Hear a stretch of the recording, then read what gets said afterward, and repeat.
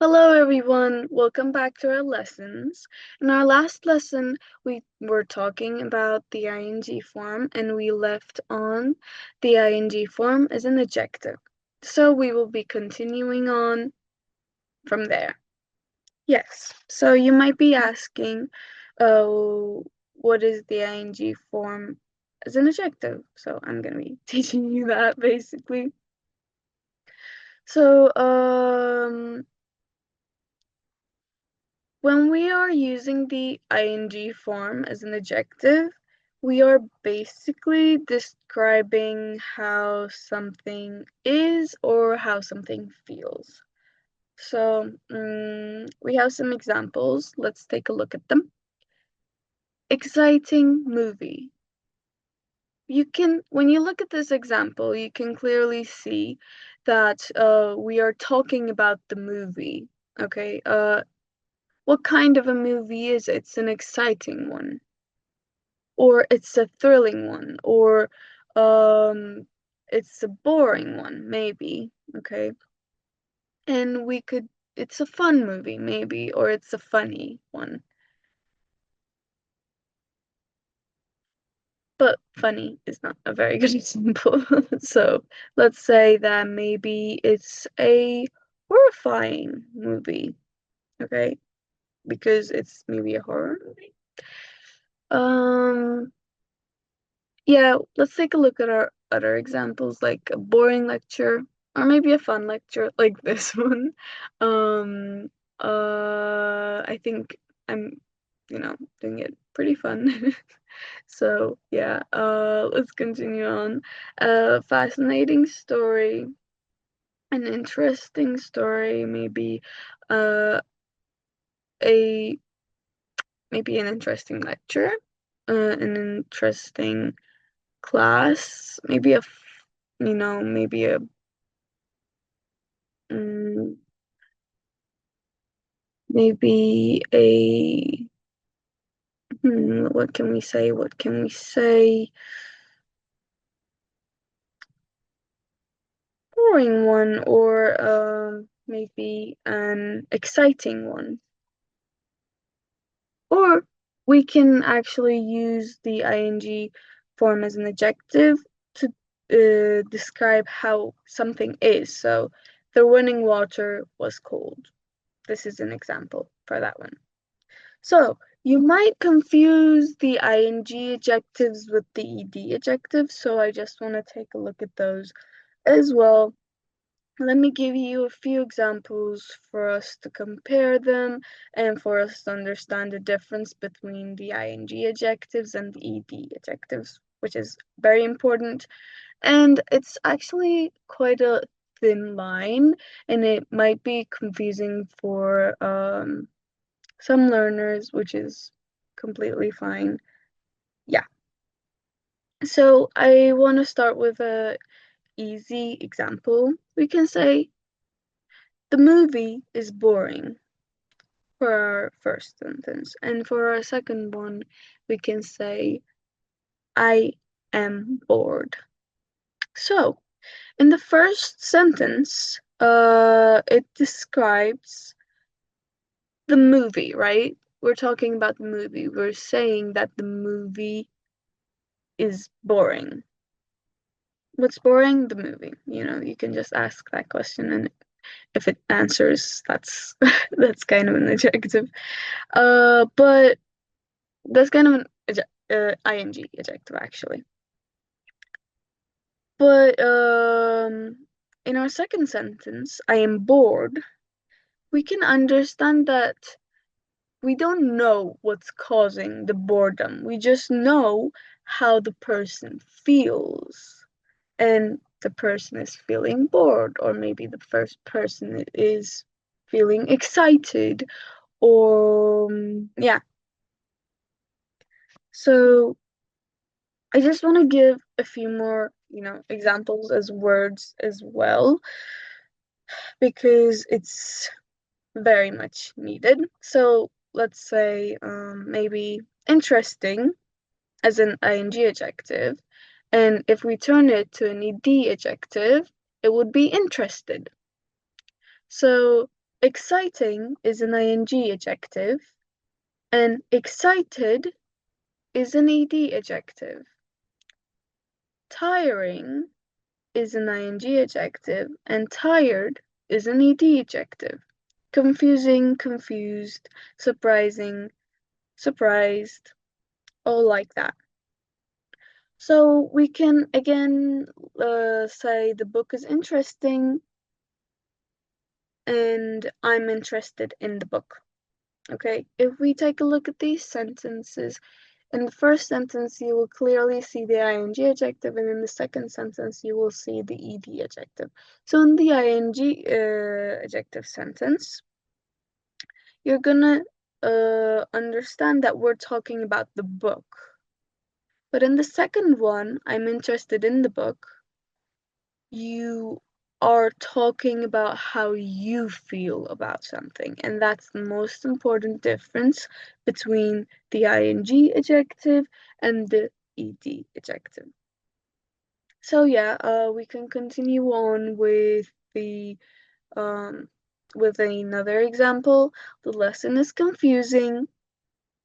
The students are confused.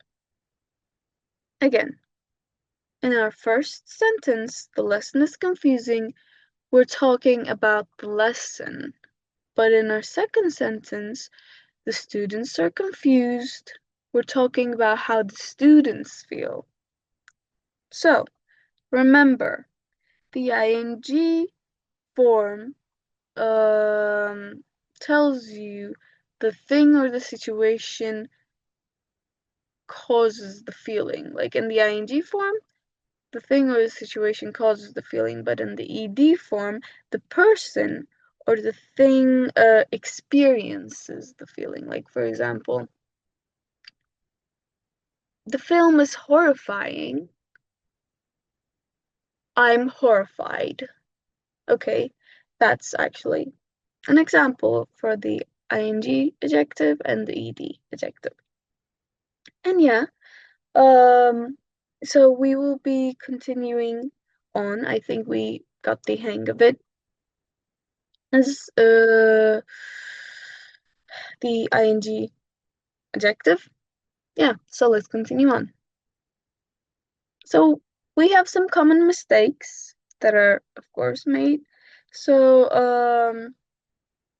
let's go over some common mistakes that students often make in the ing form. So I enjoy to swim is actually wrong, and you gotta say I enjoy swimming. Or you can, again, give an example similar to this. I enjoy to play football is wrong. You gotta say, I enjoy playing football.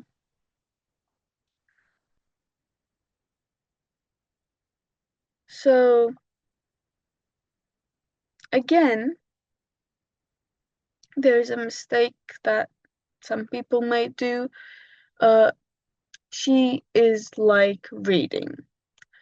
So, actually, this sentence means that she is similar to reading. Okay, you gotta say she likes reading.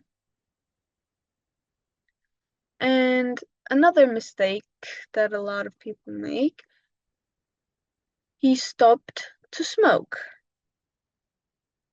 We gotta say the correct version. He stopped smoking. I just want to give you a few more examples. Maybe she is good in sing is wrong. You can clearly, like, it just sounds wrong to my ear personally. And it is wrong, of course, but it probably sounds wrong to your ear as well. You gotta say the correct version. She's good at singing.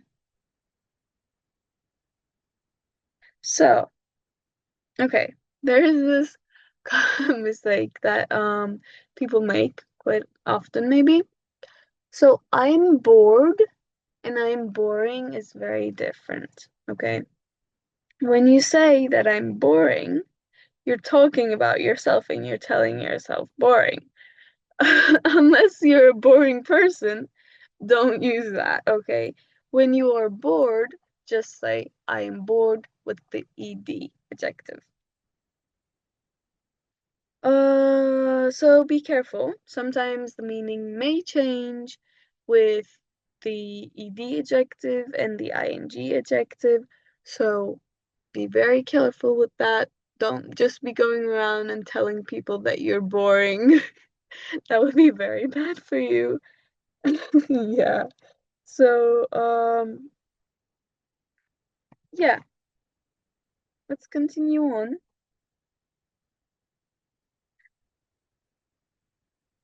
I just want to do a little summary because that was actually all of the ing forms. We can do a little, little tiny practice. So let's take a step back and just do a little overview, a little summary, just to, because we did them in separate lessons, just to, put them back all together like a little puzzle. Yeah, let's continue on. We said uses of the ing form, continuous tenses as a noun, as a preposition, after prepositions, as an adjective, and after certain verbs. So in our continuous tenses, I'm gonna give you a little explanation and an example. In our continuous tenses, we're talking about an action happening now.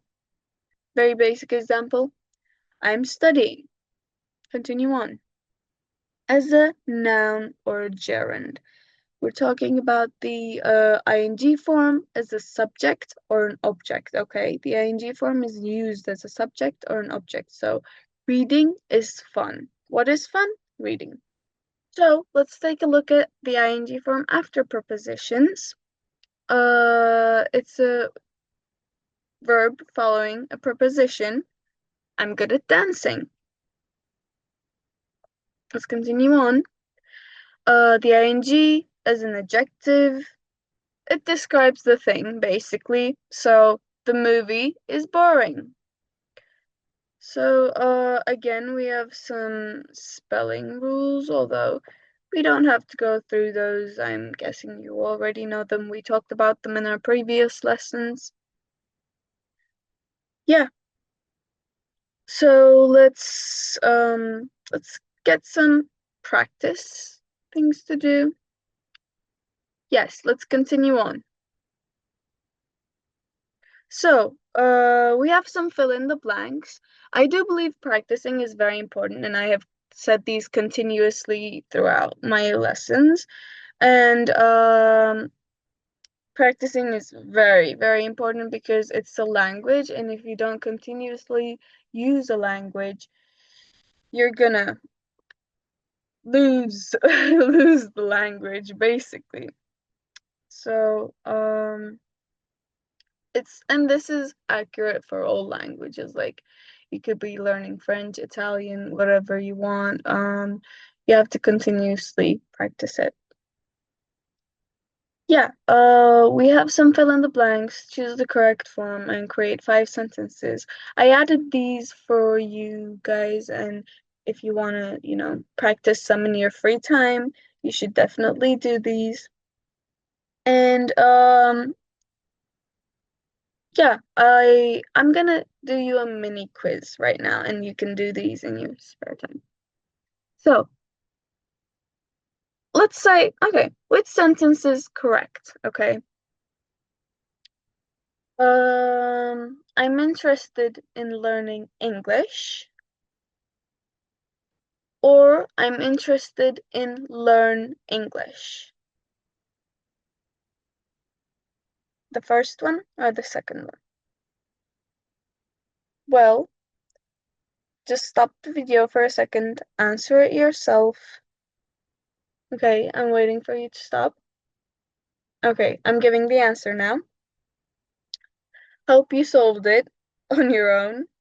The correct answer was I'm interested in learning English with the ing. Okay, so, what's the difference between boring and bored? Again, stop the video. Try to answer it yourself. I'm waiting for you. There's no hurry.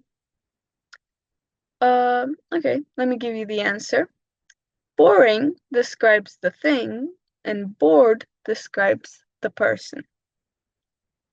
Yeah, we have one more question left. Um, which one shows the duration? Okay. A, I have studied, and B, I have been studying. Stop the video, answer it yourself. I'm waiting. Okay. And our answer is B, I have been studying. Because when you use been, you're actually, focusing on the duration that it took you.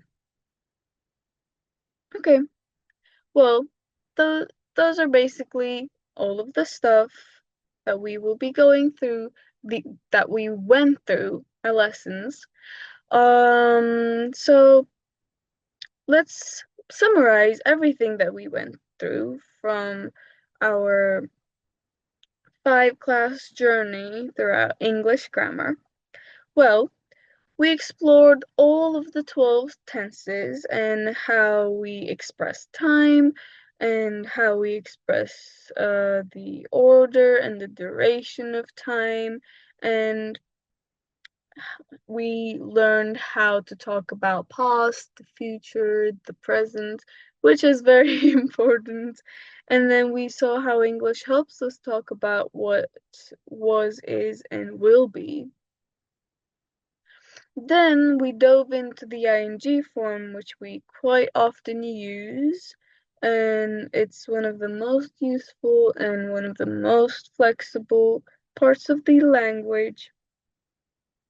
We learn it's not only a part of our continuous tenses, but sometimes we use it as a noun plus gerund, as an adjective in the ing and the ed form, and a form used after prepositions, which we went through.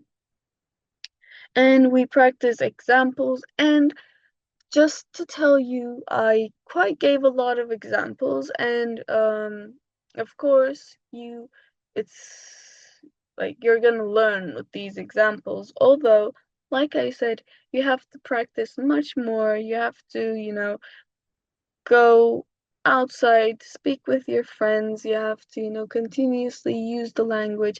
If you don't have anyone to speak with, you can write. Like you can write a journal maybe if you want. You can do whatever you want, but you gotta let your brain work in the language.